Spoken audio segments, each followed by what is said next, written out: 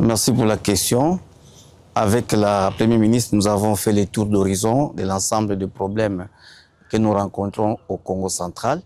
Mais surtout, nous avons mis l'accent sur un seul problème qui nous préoccupe, qui préoccupe certainement le pays et l'opinion du Congo central.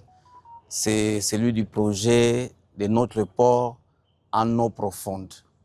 Vous savez que la construction du port en eau profonde à Moanda, qui est un problème national, qui est un projet national, a un concurrent, s'il faut le permettre comme ça, c'est le projet de construction du pont route-rail entre Brazzaville et Kinshasa.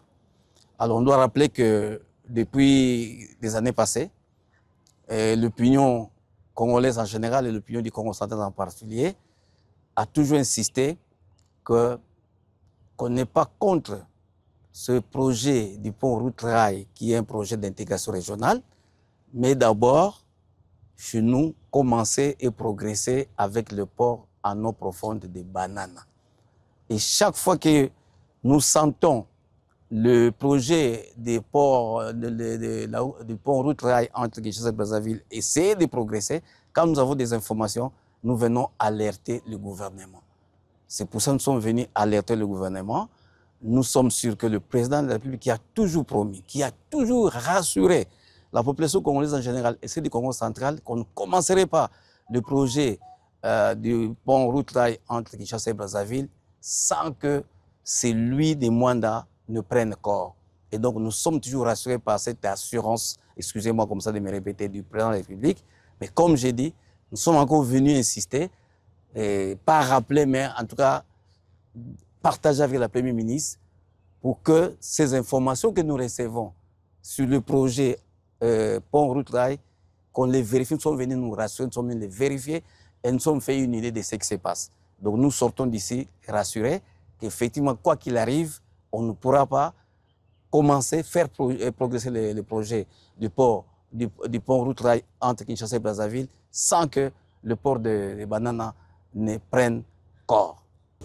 On doit vous dire de ce côté-là, nous avons les mêmes informations que la Première ministre. On ne les a pas reçues d'elle.